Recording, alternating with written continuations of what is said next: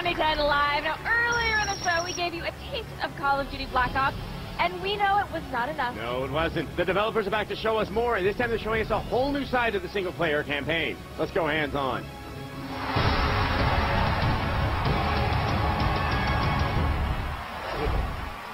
All right, guys, here to show off more Black Ops is Mark Lamia coming back with us. Yay. Thank you so much. All right, so what is the first thing we're looking at right now? All right, so the team here is taking you deep behind enemy lines into the Soviet Union. You're in the Ural Mountains. You're actually in an SR-71 reconnaissance aircraft, and you're providing intelligence to your squad on the ground. They're doing a very dangerous black operations, and as you can see, our player here is commanding the squad, and this is something totally different for Call of Duty. Again, we really wanted to give players some new experiences, and so... And so how high up are you right now? That's classified. Probably 60,000 feet. How's that? No, but you're very high up. You're not like hovering right above the battlefield. You're suborbital. Right. You're actually, these guys had to don spacesuits. Right. You're suborbital at this point. Now, what this demonstrates, I think, immediately is, earlier in the show, we saw a helicopter just blowing the crap out of everything. You are going for very different tones, it looks like, from level to level. I mean, what's the level of variety we can expect from Black Ops? That is, that's actually something we've been going for, level of variety. So, pacing in this, there's a setup here, obviously, completely different than the all-out action that you saw with Payback earlier.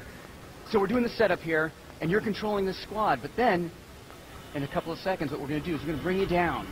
And you're going to be able to play right on the ground. And so some of the decisions now that you've made in controlling that squad, now you're going to have to reap the consequences of that. That's right, that's right. So as you saw, you were positioned here right before this Soviet Spetsnaz squad was coming right before you, and you've been placed safely as they approach. Now, are you playing as a series of different characters from level to level, or is it kind of like a Modern Warfare tape where there's 2 or 3 characters and you revisit them? Now, there's going to be a couple primary characters. In this level, you're actually playing two different characters in the same level, right? You were piloting the reconnaissance aircraft, the SR-71, and now you're on the ground.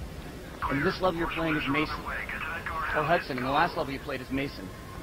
I have to say, I think Kevin commented on this game is amazing looking. I mean, this is definitely a step up from Modern Warfare 2. I mean, Snow, I think, is one of those kind of Rosetta Stones of showing like good graphical design. It's got to be perfectly shiny in some spots, and it's got to feel right under your feet. This is a testament. The environment's art team. And, okay, so he lighting. Has the crossbow. Are you trying to have like really awesome weapons that are also sort of time appropriate from the Cold War era? Yeah, this is actually inspired by a couple things. One was when we talked to some of our SOG, they told us that people would actually choose the bow and arrow to go out with. So we felt like in this particular mission, we needed to go out with the bow and arrow as well. And this is the AUG, which these guys would have well in advance before this was ever manufactured and mass distributed. Okay, looks like that they're lining up because they're going to do a rappel here.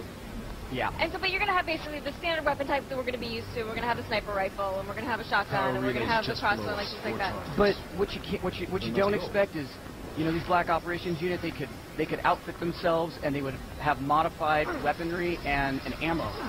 This is almost vertigo-inducing. I've seen this before, and I know something very awesome is about to happen, and I'm almost sitting here sick with anticipation. So, yeah, you know what? The rappel is an actual gameplay element. It's not just a press X event. There's tension in it. There's timing. Again, it's all about pacing. It's the setup. And what do you think that fans of the series are going to be most excited about? Obviously, this series has a lot of die-hard fans, and sometimes fans don't like change so much. But is there something that you guys think that they're really going to make the fans embrace change? I'll tell you in a second. All right. I don't want Watch this. Oh, you don't want to ruin it. Okay, let's see. And